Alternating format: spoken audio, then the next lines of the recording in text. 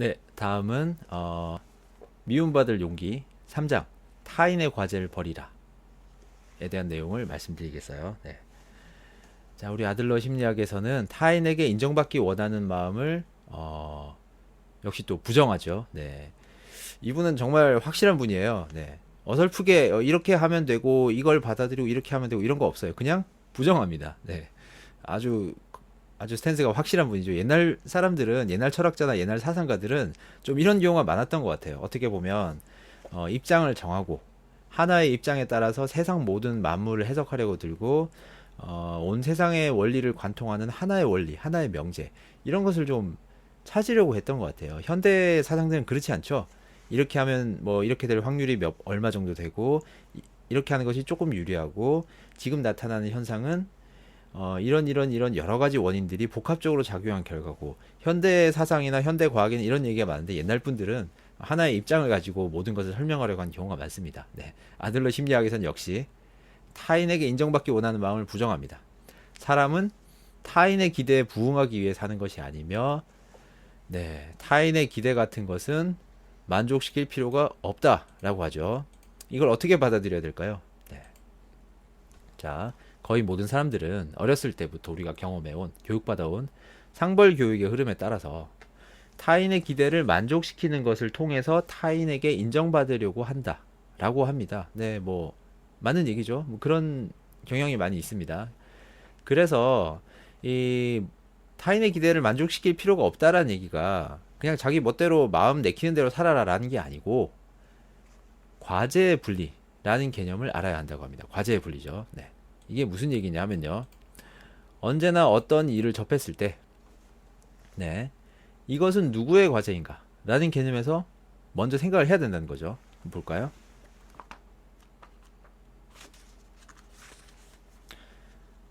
자, 여기 이렇게 철학자 얘기가 또 나옵니다. 예를 들어서, 공부하기 싫어하는 아이가 있다고 하세. 수업 시간엔 딴청을 부리고 숙제도 하지 않고 툭하면 교과서를 학교에 두고 오지. 만약 자네가 부모라면 어떻게 할 텐가? 청년 얘기합니다. 물론 온갖 수단을 써서 공부를 시키겠죠. 학원에 보내거나 가정교사를 붙이거나 경우에 따라서는 귀를 잡아 끌어서라도 책상에 앉혀야죠. 그것이 부모의 책무니까요. 네. 아주 우리 사회, 우리 주변에서 흔히 볼 수 있는 얘기들이죠. 네.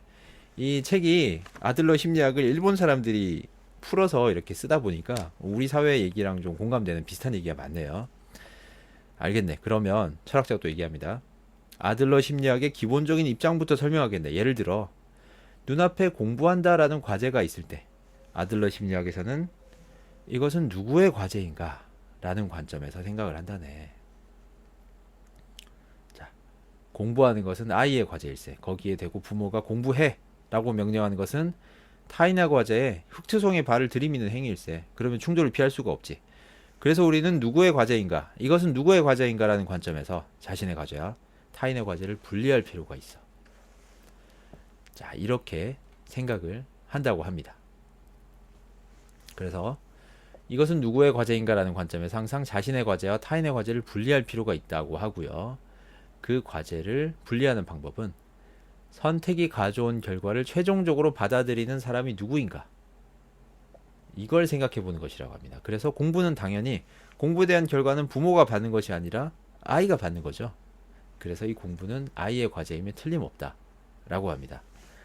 자, 부모들은 어떻게 보면 네, 동양권의 부모들은요 명백히 자신의 목적을 만족시키기 위해 행동한다 라고 하는데요, 이것이 명백히 자신의 목적을 만족시키기 위해라고 하기는 사실 어렵다고 저는 생각해요. 부모님들의 공부하라라는 말 속에는 자신의 경험에서 녹아들어온 분명히 착실하게 할 수 있는 만큼 열심히 공부를 하면 누구나 천재가 되거나 수재가 될 수 있는 건 아니지만 그래도 어느 정도 열심히 공부를 하면 그것이 밑거름이 되어서 나중에 삶에 도움이 되고 또 거기서 얻을 수 있는 대학교 학력이라든지 이런 것들이 분명히 어드밴티지로 작용을 해서 삶을 살아가는데 큰 도움이 된다. 그리고 공부에서 큰 성취를 거두지 못하더라도 성실하게 공부하고 준비하는 이런 습관을 갖추게 된다면 그것 또한 나중에 직업을 가졌을 때 아니면 무슨 일을 하든지 자기 자신이 살아갈 수 있는 큰 습관이나 힘이 될 수가 있죠. 이런 경험이 있기 때문에 부모님들이 공부에 대한 강조를 하는 것이긴 합니다. 네. 제가 방금 제가 생각해도 정말 따분하고 너무 원론적인 얘기를 해버렸네요. 그렇지만 어떻게 보자면 부모님들의 이런 심리 속에 진정 자식을 원한다. 물론 자식을 당연히 원하고 생각하시죠. 뭐 그렇긴 하지만 자기 자신의 목적을 만족시키기 위해 행동한다라는 부분이 특히 극성인 동양권의 부모님들 중에는 이런 부분이 있다는 것도 부인할 수는 없을 것입니다. 그래서 아들러가 얘기를 하는 거죠. 과제를 분리해라. 아들러 심리학이 추구하는 것은 방임주의가 아니고요. 그것이 본인의 과제라는 것을 알리고 만약에 공부를 하기를 원한다면 말이죠. 본인의 과제라는 것을 어떻게든 알리고 설명을 하거나 아니면 다른 방식으로 천천히 주입을 시켜야겠죠. 그리고 본인이 공부하고 싶을 때는 언제든 도울 준비가 되어 있다는 의사를 전하되 과제 자체에 침범하는 행위를 함부로 하지 말아라 라는 얘기라고 합니다. 네. 알듯 말듯 하죠. 물론 정말 이상적이고 좋은 얘기인데 실제로 이렇게 하기는 쉽지 않을 것 같아요. 사실 그래서 좀 착하고 성실한데 잠시 방황에 빠진 아이의 경우에는 이런 방법이 좋겠죠. 근데 이제 또 학생들 중에는 사실 제가 옛날에 과외도 많이 해보고 이렇게 했는데 정말 공부 안 하는 학생도 있습니다. 그 이유가 뭔지는 잘 모르겠어요. 아마 어렸을 때부터 같이 살아왔으면 이유를 알 수 있겠지만 정말 공부 안 하는 학생도 있습니다. 그럴 경우에 부모님이 조급한 마음을 갖지 않는 것은 정말 쉽지 않겠죠. 그렇지만 어떻게 말하면 부모님들이 접근 방법 중에 너무 강요를 하고 강제적인 방법을 써서 흑투성이의 발을 들이미는 그런 방식으로 아이에게 강요를 해서 사실 아이가 조금 더 공부를 할 수도 있지만 더욱더 삐뚤어지고 엇나가고 좋은 결과가 나오지 않는 경우도 많을 것이라고 생각이 듭니다. 그래서 아이에게 공부할 것을 약간 강요하고 또 열심히 노력을 하더라도 과제에 함부로 침범하지 남의 과제에는 함부로 침범하지 말아야 된다는 것을 마음에 깔고 내가 너를 도울 수 있다. 이런 개념으로 아이에게 다가간다면 그것도 좀 좋은 방법이 될 수 있을 거는 같아요. 네. 자, 다음에요. 자, 이렇게 그 다음에 카운슬러가 정신적인 상담, 네. 환자 혹은 고민이 많은 사람이겠죠. 이런 분들에게 정신적인 상담을 할 때도 내담자가 변하는지 여부는 카운슬러의 과제가 아니고 자신을 바꿀 수 있는 사람은 자신밖에 없다라고 합니다. 철학자가 그렇게 얘기를 합니다. 그래서 누구도 내 과제에 개입시키지 말고 나도 타인의 과제에 개입하지 않는다. 이러한 과제의 분리는 인간관계의 최종 목표가 아니라 인간관계의 입구라고 할 수 있다고 합니다. 네. 서로가 이런 자세를 가지고 사람과 사람을 대할 때 남의 과제에 함부로 침범하지 않고 다른 사람을 하나의 완성된 인격체로 대하고 존중할 때 그때부터 진정한 인간관계가 시작될 수 있다. 이런 말이 되는 거겠죠. 네. 자, 다음이요. 타인에게 미움받고 싶지 않은 마음은 인간에게 극히 자연스러운 욕망이며 충동입니다. 그렇게 철학자가 얘기를 해요. 임마누엘 칸트라는 철학자도 경향성이라는 말로 타인에게 미움받고 싶지 않은 마음이 인간에게 자연스러운 욕망이다 라는 점을 강조했다고 해요. 그러나 철학자가 아니 아들러가 말하기를 자유란 타인에게 미움을 받는 것이라고 얘기합니다. 이건 또 무슨 얘기일까요? 또 극단적인 얘기가 나왔죠. 자, 읽어보겠습니다. 남이 나에 대해 어떤 평가를 내리든 마음에 두지 않고 남이 나를 싫어해도 두려워하지 않고 인정받지 못한다는 대가를 치르지 않는 한 자신의 뜻대로 살 수 없어. 자유롭게 살 수 없지. 자, 이는 그저 부모에게 미움을 받아도 괜찮다는 것도 아니고 독선적으로 행동하라는 것도 아닐세. 그저 과제를 분리하라는 거지.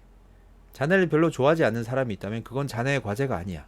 역으로 나를 좋아해야 한다. 이렇게 애를 썼는데 좋아하지 않는 게 이상하다 라고 생각하는 것도 상대의 과제에 개입하는 보상적 발상이라네 라고 합니다. 네. 자, 자유란 타인에게 미움을 받는 것이다. 이 얘기는 타인에게 미움을 받으라는 얘기는 아니겠죠. 네. 타인에게 미움을 받으라는 얘기는 절대 아닐 겁니다. 네, 그렇게 생각합니다. 그래서 과제를 분리하라는 얘기죠. 이 말은 무슨 말이냐. 행복해지려면 미움받을 용기도 있어야 한다. 그러한 용기가 생겼을 때 당신의 인간관계는 한순간에 달라질 것이다 라고 합니다. 여기에서 이 책의 제목인 미움받을 용기, 이 말에 대한 의미가 드러납니다. 상대방에게 미움을 받으라는 얘기가 아니에요. 받으라는 얘기가 아니라 타인에게 미움을 받을 수 있다는 것을 두려워하여서 독립된 자아로 행동하지 못하고 또 자기도 모르게 타인의 거제에 간섭하고 타인에게 간섭하는 이런 악순환을 반복할 것이 아니라 타인에게 미움받을 것을 두려워하지 않는 용기를 먼저 가지고 타인의 과제로부터 분리를 되어서 서로가 서로를 간섭하지 않는 자유로운 자아를 가진다면 이것이 인간관계의 입구이고 이를 활용하기에 따라서 타인과 잘 지내는 열쇠가 될 수 있다 라는 얘기입니다. 네, 이 극단적인 주장을 말 그대로 받아들이지 않고 이렇게 해석을 하면 정말 좋은 얘기로 변하죠. 네. 저도 사실 이런 점을 느낀 적이 많이 있어요. 제가 옛날에 인간관계를 굉장히 힘들어했습니다. 제가 요 미움받을 용기 1편을 하면서 우울증에 빠진 적이 있다라고 말씀을 드렸죠. 그때 당시에 그런 생각을 많이 했어요. 제가 이제 15번에서 공익근무를 했는데 제가 첫 6개월 동안 그런 생각을 많이 했어요. 그 공익근무를 하는데 주변 공익이나 아니면 공무원 분들 있죠. 아침에 만나서 항상 인사를 합니다. 저는 어쨌든 잘 지내고 싶어요. 인간관계가 힘들지만 남들과 잘 지내고 싶었어요. 그래서 항상 인사를 하는데 다른 분들이 항상 저를 보고 되게 찡그리더라고요. 얼굴을 찌푸리고 인사를 하긴 하는데 마지못해서 인사하고 되게 마음이 안 좋았어요. 마음이 안 좋았는데 몇 개월 동안 지나면서 생각해 보니까 사실 당연한 건데 가만히 생각을 해보니까 원래 자기 자신에 대해서는 자기가 잘 모르잖아요. 가만히 생각해 보니까 제가 인간관계가 어렵다 보니까 인사를 하는데 인사하는 게 힘들잖아요. 힘드니까 저는 또 우울해 있고 하니까 항상 얼굴을 찡그리고 인사를 했던 거예요. 저도 모르게. 그러니까 솔직히 그렇죠. 누군가가 얼굴을 찌푸리고 마지못해 인사를 하면 나도 답례로 인사를 하겠지만 그렇게 썩 달갑게 즐겁게 막 얼굴에 웃음을 띠고 인사하기 힘들잖아요. 당연히 얼굴을 찌푸리고 인사를 하겠죠. 그때부터 제가 약간 인간관계를 개선하고 여러 가지를 고민을 하면서 어떤 마음가짐을 가지기 시작했냐면은 이 아들러 얘기랑 좀 비슷해요, 사실. 제가 지금도 철칙으로 삼는 뭐라 그래야 되죠? 네, 가치관 같은 게 있습니다. 그게 저는 항상 남들과 잘 지내고 싶어요. 잘 지내고 싶은데 제가 남들과 잘 지내기 위해서 무리한 행동을 하고 나 자신의 무리가 되면은 나도 모르게 보상 심리가 생겨요. 그죠? 내가 노력하고 내가 잘했는데 남들이 나한테 왠지 그만큼 잘해주는 것 같지 않으면 상처받지 않으십니까? 저는 기분 안 좋더라고요, 솔직히. 순수한 마음에서 잘했지만 내가 힘들게 뭔가를 했는데 남들이 그걸 알아주지 않고 남들이 그걸 특별히 좋게 생각하지 않으면 내가 기분이 안 좋아요. 그러면 나의 그 기분을 상대도 압니다. 알다 보니까 또 악순환이 시작되는 거예요. 내가 보상 심리 때문에 약간 애매모호하고 찜찜한 마음을 갖고 있으면 상대방도 자기도 모르게 무의식적으로 그걸 눈치채서 또 나에게 그렇게 좋게 대하지 않고 그게 이제 악순환을 일으키는 거죠. 그래서 항상 저는 제가 할 수 있는 만큼만 합니다. 네, 항상 남들과 잘 지내고 싶고 좋게 하고 싶지만 무리하게는 하지 않아요. 그래서 제가 생각했을 때 나는 항상 이 정도는 할 수 있다. 그 다음에 보상을 바라지 않고 그냥 자기도 모르게 자연스럽게 이렇게 할 수 있다라고 생각하는 만큼만 합니다. 그렇게 하다 보면요, 사람들이 저를 받아들이기 시작해요. 얘는 원래 이런 애구나. 얘는 나쁜 마음은 없구나. 얘는 원래 이 정도 하는구나. 라는 걸 받아들이기 시작하면 저한테 잘해주죠. 잘해준다는 것도 상대방도 자연스럽게 잘해줍니다. 억지로 잘해주지 않고 그냥 자기가 할 수 있는 만큼 잘해주는 거죠. 그런 것이 반복되다 보면 제가 행동할 수 있는 반경이 넓어져요. 네. 평소에 쌓이는 스트레스가 적고 내가 하는 행동들이 자연스럽고 습관화가 되다 보면은 조금 필요할 때 조금 더 잘하거나 조금 더 좋은 행동을 할 수 있는 밑거름이 됩니다. 그런 것들이. 그런 과정을 거치면서 제가 인간관계가 요즘은 특별히 나쁘진 않아요. 예, 좋아졌던 것 같아요. 아들러가 얘기하는 미움받을 용기, 타인에 대한 과제의 분리, 이런 말도 조금 제 생각엔 이런 것과 일맥상통하다고 보여지는데요. 미움받을 용기란 말이 앞에서도 말씀드렸듯이 미움을 받아라 라는 게 아니고 미움받을 것까지 각오를 한단 말은 좀 이상하지만요. 특별히 잘할 생각을 버리고 타인의 과제에 침범하지 말고 자기가 자유로운 자아를 가지고 서로 간섭하지 않는 그런 자아를 가진다면, 그리고 올바른 행동을 한다면 타인과 잘 지내는 열쇠가 될 수 있다 라는 말이 되겠습니다. 굉장히 또 얘기를 하다 보니까 장황해졌네요. 그래서 인간관계의 키는 언제나 내가 쥐고 있다. 네. 타인을 바꾸려고 자신의 말과 행동을 바꾸지 말아라 라고 합니다. 철학자의 아버지의 예가 나오는데요. 이 철학자, 이 책을 쓴 일본인 작가들의 마음이겠죠. 이 철학자 자신은 어렸을 때 아버지에게 심하게 맞은 이후로 아버지와 사이가 나빴는데, 이제 만약에 그것을 그때 맞아서 사이가 틀어졌다 라고 생각을 하다면 그것은 원인론에 입각한 발상이며, 역시 목적론에 입각하여서 생각을 한다면 그때 당시 자신은 아버지와 좋은 관계를 맺고 싶지 않아서, 뭐 어쨌든 간에 원인이 뭐였든 간에 아버지를 싫어하게 된 거죠. 아버지를 싫어하잖아요. 뭐 맞아서 그랬든 다른 일이 있어서 그랬든, 그러다 보니까 자꾸만 맞은 기억을 꺼내 든다라는 거죠. 뭐 그렇게 볼 수도 있을 겁니다. 네. 아버지와 워낙 관계가 좋고 아버지를 좋아하는 사람이라면 맞았다고 하더라도 일일이 그걸 꺼내 들면서 나는 아버지가 싫어라고 생각하지는 않겠죠. 네. 뭐 굳이 목적론으로 해석을 한다면 그렇게 되겠습니다. 그래서 자신의 마음속에서 자기도 모르게 아버지에게 복수하고 싶은 심리가 있었을 것이다 라고 합니다. 하지만 이것을 목적론에 입각해서 생각한다면 아버지와의 관계를 회복할 카드는 언제나 나 자신이 쥐게 된다고 해요. 네. 내가 나쁜 기억을 갖게 된 것도, 그리고 아버지와 사이가 나빠진 것도, 물론 아버지가 원인 제공을 했을 수는 있죠. 아버지가 친절하지 않고 그렇게 남을 배려하지 않고, 또 아버지의 마음은 아들을 사랑하는 마음이 있겠지만 그것을 잘 표현하지 않고 하여서 아버지가 원인 제공을 했지만 결국은 나 자신이 선택해서 아버지와 사이가 나빠졌다 라고 받아들인다면 아버지의 관계의 카드는 언제나 키는 내가 쥐게 된다고 합니다. 그래서 철학자는 나중에 생각을 바꾸게 되었고, 아버지가 돌아가시기 전에 아버지를 간호하면서 생각을 바꾸게 되고 다른 행동을 하게 되었다고 해요. 그렇지만 이것은 아버지를 바꾸게 하려고 변한 것이 아니며 타인을 조종하기 위해서 말과 행동을 바꾸는 것이 아니라고 합니다. 네. 타인을 조종하려고, 타인을 바꾸려고 자신의 말과 행동을 바꾸는 것은 철학자의 말에 의하면 단언컨대 잘못된 발상이라고 합니다. 그저 과제를 분리하고 내가 변함으로써 나 자신의 태도가 달라질 뿐, 그렇게 해서 상대가 변할 수도 있어요. 상대가 변하지 않을 수도 있죠. 네. 그렇지만 그것은 타인의 과제라는 겁니다. 그것은 애초에 목적이 아니었고 그저 나 자신의 태도를 바꾸고 나 자신이 타인의 과제에서 분리를 해서 올바른 행동을 함으로써 인간관계의 키를 자기가 쥐고 올바른 인간관계를 위한 입구에 들어갈 수 있다. 네. 이런 얘기가 미움받을 용기 3장 타인의 과제를 버리라 라는 장에 있는 내용이었습니다.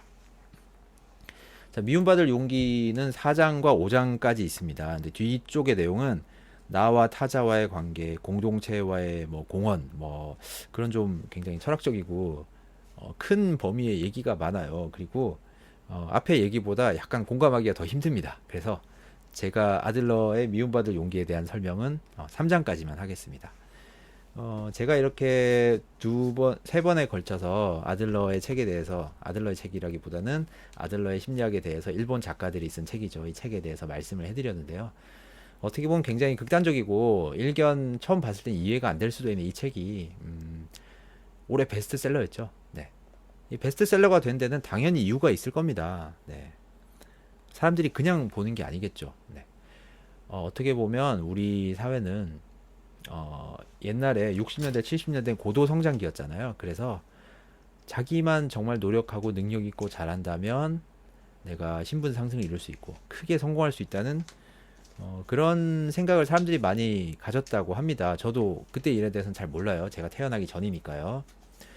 그런데 어떻습니까? 1990년대 2000년대 이후로 오면서는 사실 신분이 고착화되고 경쟁이 치열해지고, 또 우리들 부모 세대의 부와 지위가 어떻게 보면 축적됨에 따라서 그것이 자식 세대까지 영향을 미치기 시작했죠. 네.